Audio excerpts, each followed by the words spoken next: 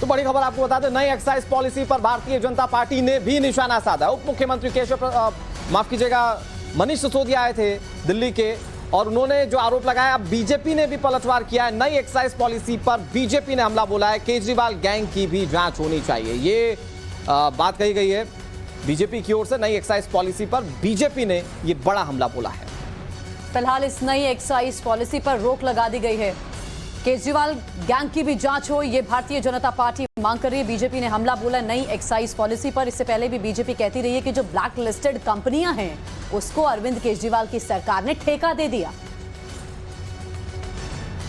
तो ऐसे में आप समझ सकते हैं किस तरीके से दिल्ली में वार पलटवार का सिलसिला जो है वो जारी है। नई एक्साइज पॉलिसी को लेकर दिल्ली सरकार ने तय किया कि अभी पुरानी एक्साइज पॉलिसी रहेगी जब तक नई नहीं आए। चाहे जितनी जुगत लगा लो, चाहे भ्रष्ट मंत्री को तुम जो जेल में है उसको भी मंत्रालय में सजा लो, जेल जाने से मनीष सिसोदिया हो, अरविंद केजरीवाल जी, आपको भी कोई बचा नहीं पाएगा।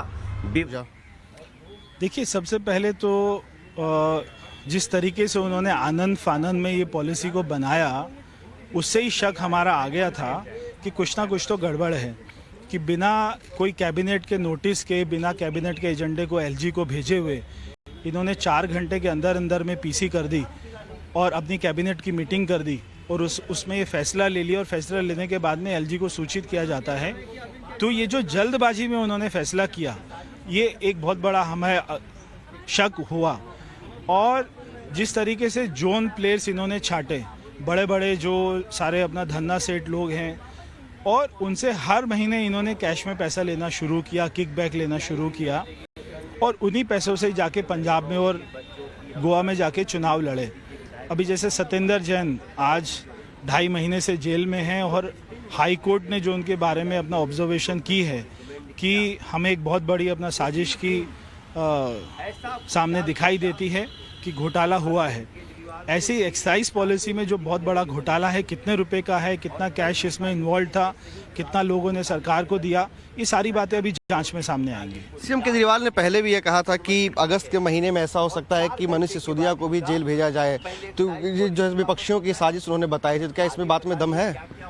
देखिए, मुझे ये बात जो है बोलते हुए खुशी होती है कि महान जो हमारे ज्योतिषी हैं अरविंद केजरीवाल जी, उनको पहले से ही पता लग जाता है उनका कौन सा मंत्री जेल जाने वाला है। हमारी एजेंसी की जांच तो बाद में शुरू होती है। इसका मतलब उन्हें पता है कि घोटाला कहाँ हुआ है और इसकी फाइल पे किसके साइन हैं और कितने दिन बाद ये फाइल खुलेगी और कितने दिन बाद वो जेल जाएगा। हो सकता है वही एजेंसी को दे रहे हो कि उनके मंत्री जेल जाएं और वो कुछ अपना दूसरे मंत्री लेके आए, क्या है मालूम नहीं है।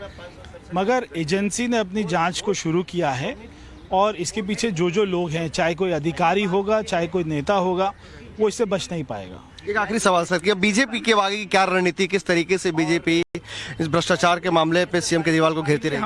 हमारा आज की मांग तो ये है कि दिल्ली के मुख्यमंत्री को, सत्येंद्र जैन को और मनीष सिसोदिया को बर्खास्त करना चाहिए, या उन दोनों को अपनी नैतिकता के आधार पर और हाई कोर्ट की टिप्पणी के बाद में खुद ही इस्तीफा देना चाहिए।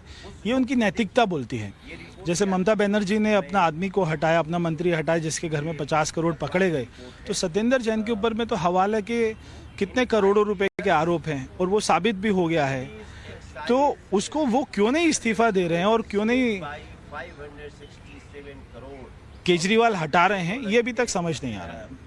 तो सुना आपने, पश्चिमी दिल्ली से जो सांसद है प्रवेश वर्मा, उनका साफ तौर पर कहना है कि इनको नैतिकता के आधार पे दिल्ली के मुख्यमंत्री को इस्तीफा देना चाहिए और हाईकोर्ट की टिप्पणी को भी उन्हें याद रखना चाहिए।